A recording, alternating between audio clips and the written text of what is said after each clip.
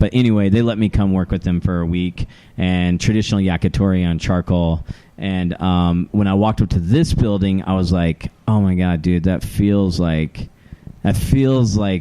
that off the corner. And dude, I mean, and at the same time, like every developer is calling, right? And they're like, you got to open in Stanley, you got to do this or what. There's so many developer deals, right? And there's so much movement in the city, and it's like, here's a corner location in Sunnyside, just little quaint whatever, you know. I mean, it's perfect. And I walk up, and it looks like that, and I was like, this feels like where we're supposed to be. Like the Source Hotel is like 75 employees, couple service, you know, it needed so much. And we were so, especially after Cart Driver being 600 square feet, like, you know, I like it because like we're huge on the balance of this industry and hospitality, like, and personable and no, but like work-life balance, all that stuff. I'm like, you know, right now we're open 4 days a week. That's crazy, dude. Like, what is that about? You know, for our listeners, don't forget to, you know, try to get in here. Yeah, Wednesday through Saturday. That's it. 4 days. And we work really hard for those 4 services, and we're going to do more. We have so much in the works and so many collaborations of these stories and people I've met along the way and stuff, and some of my friends. And so we've got like awesome stuff lined up. But yeah, like, you know, we call it kind of the Copenhagen lifestyle. Like, you know, we get done on service on Saturday night. Yeah, we're like done on Saturday night. We're like, okay, see you after break. I mean, it's 3 days off from. This has never been or would be like, and again, we're gonna add 2, but it's like that balance of let's get this super dialed in.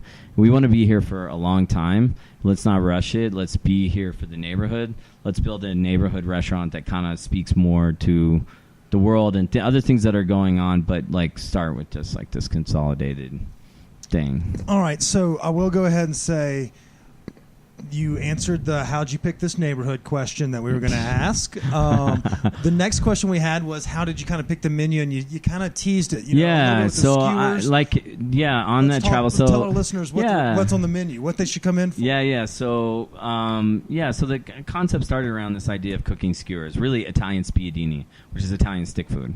And I wanted to do pasta because at our other restaurant in Boulder, Basta, we don't have stoves. It's just a single wood fire oven. So I wanted to get a stove. Like, I was like, okay, we're going to get a stove. And so the idea started around stick food and stove, you know, but again, I didn't want to go back to Italy still. And that's why I went to Hong Kong, started looking at this other thing, and really connecting more with my travels. I've been traveling. Like I said, I have family that has been around or in whatever, different parts of China, Taiwan. I've been going there for years, being with them, and so I started asking myself, I started finding similarities in like what an Italian skewer food is, like spiedini, and something like kushiyaki.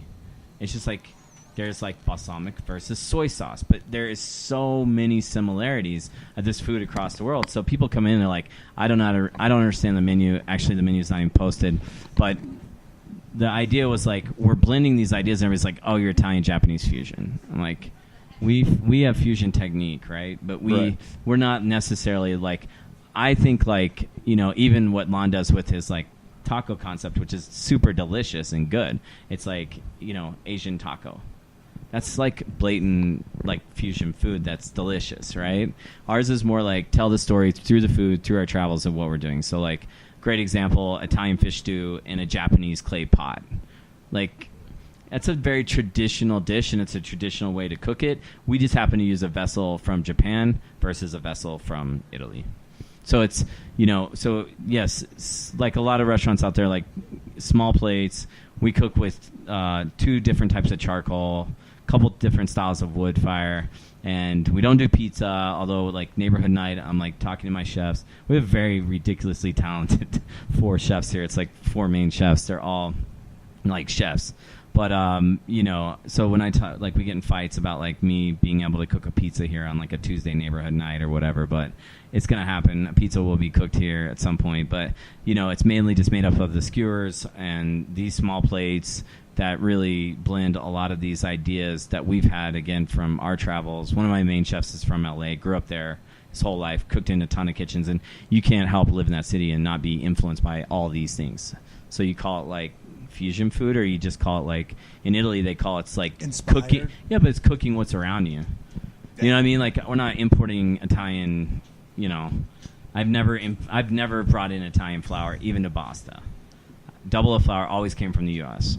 Always came from local or whatever. So I'm like, that's the one thing I did take away from Naples, because it didn't like make me a great cook. But I was like, dude, why are all these restaurants good? Like everybody's smoking cigarettes and chopping vegetables like in the kitchen. You know, in Naples you just have like the ash is like coming And off black the boogers cigarette because butt. you never ash, 'Cause you just so exhale? you're just like chopping, and it's got the thing, and then you just like light another one, and I'm like, and that's why I the never dream smoked right a cigarette there. again, because I was so sick at that. I was like, because you just had to like call it off. So like I can't just smoke, you know. But you know, I'm like, well, how is this better?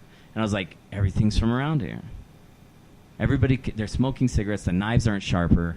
Nothing is working, but they're truly committed to. And so that's where like that whole notion of farm to table went out the door for me.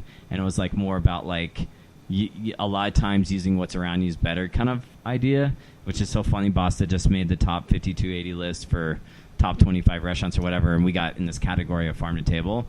I'm actually upset about it. You can talk to Denise. I heard maybe you guys might talk to her. Oh, yeah, we'll bring that up. I will. say Kelly was a little upset from being labeled as farm to table.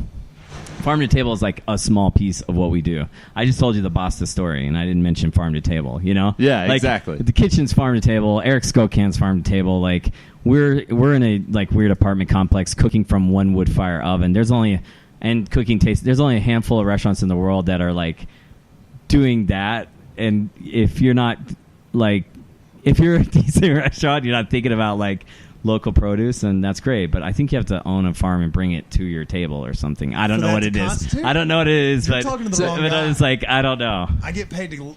I'm the looks. He's the food guy. Ask him. So here at the Wolf's Tailor, though, if you were to say one dish on your menu that you really, really like, or that your favorite, that I guess our listeners or the guests like. I'll say, like, when I came here, there were two things that really stood out to me. Yeah, maybe three.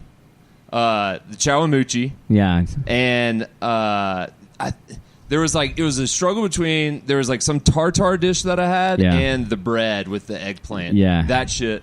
And Kip loves bread. Yeah, big bread guy. Oh, you gotta have the bread tonight then.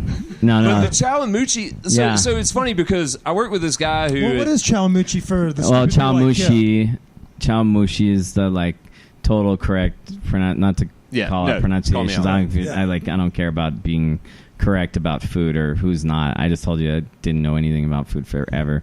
But so chawamushi is a cold egg custard from Japan. Okay, nice. And we started, Sean, my chef that's from LA, started like really thinking, because we're like no food waste, we're trying to use everything, and so it became a product of like trying to use Parmesan rinds. We were going to make a stock or a dashi, like kind of a seaweed based stock, using leftover Parmesan rinds. So it's like this Italian Parmesan cold Japanese egg custard.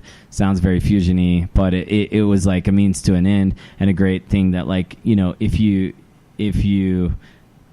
do something like that